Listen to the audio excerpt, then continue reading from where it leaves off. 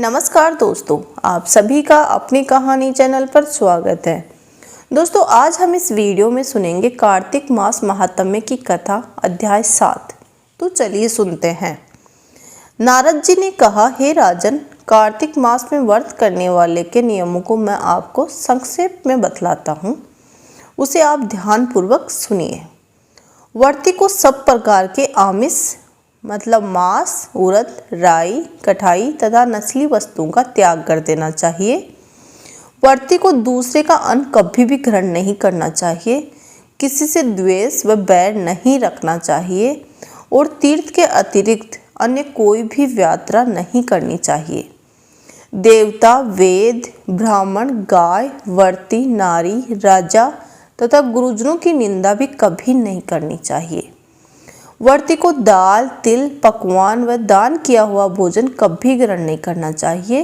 किसी की चुगली या निंदा भी नहीं करनी चाहिए। किसी भी जीव का मांस छूना भी नहीं चाहिए। पान, कथा, चूना, नींबू, मसूर, बासे व झूठे अन्न का भी प्रयोग नहीं करना चाहिए। गाय, बकरी तथा भैंस के अतिरिक्त अन्य किसी भी पशु का दूध नहीं पीना चाहिए। कांसे के पात्र में रखा हुआ पंचगव्य बहुत छोटे घड़े का पानी तथा केवल अपने लिए ही पका हुआ अन्न प्रयोग करना चाहिए। कार्तिक माह का व्रत करने वाले मनुष्य को सदैव ब्रह्मचर्य का पालन करना चाहिए। उसे धरती पर सोना चाहिए और दिन के चौथे पहर में केवल एक बार पतल में भोजन करना चाहिए। कार्तिक व्रत करने वाला व्रती कार्तिक माह में केवल नरक चतुर्दशी, जिसे छोटी दिवाली भी कहा जाता है, के ही दिन शरीर पर तेल लगा सकता है। कार्तिक माह में व्रत करने वाले मनुष्य को सिंघाड़ा, प्याज, मट्ठा, गाजर, मूली, काशीफल, लौकी, तरबूज इन वस्तुओं का प्रयोग बिल्कुल भी नहीं करना चाहिए। रजसौला, चांडाल, पापी, मच्छेल, पतित, व्रतहीन, ब्राह्मणद्रोही व नास्तिकों से बातचीत नहीं करनी चाहिए।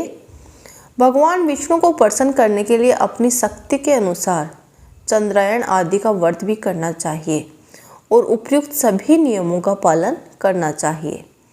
व्रती को प्रतिपदा पर कुम्हाड़ा, द्वितीया को कटहल व तृतीया को तरुणी स्त्री व चतुर्थी को मूली, पंचमी को बेल व षष्ठी को तरबूज, सप्तमी को आंवला, अष्टमी को नारियल, नवमी को मूली व दसवीं को लौकी, एकादशी को परवल, द्वादशी को बेर, त्रयोदशी को मट्ठा, चतुर्दशी को गाजर तथा पूर्णिमा को साग का प्रयोग नहीं करना चाहिए। रविवार को आंवले का प्रयोग नहीं करना चाहिए।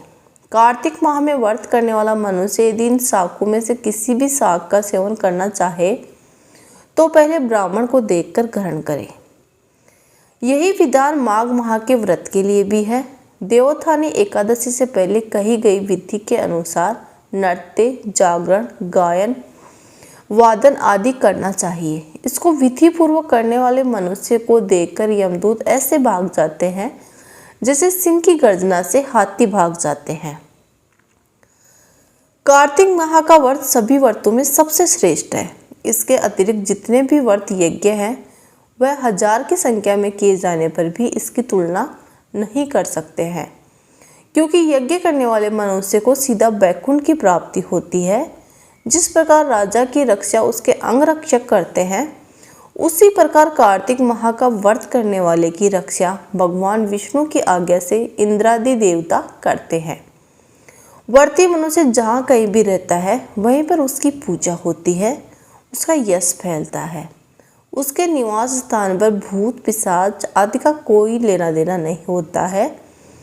विधि पूर्वक कार्तिक माह का व्रत करने वाले मनुष्य को पुण्यों के वर्णन में ब्रह्मा जी भी असमर्थ हैं। ये व्रत सभी पापों को नष्ट करने वाला, पुत्र पौत्र प्रदान करने वाला व धन दाने में वृद्धि करने वाला है। बोलो विष्णु भगवान की जय।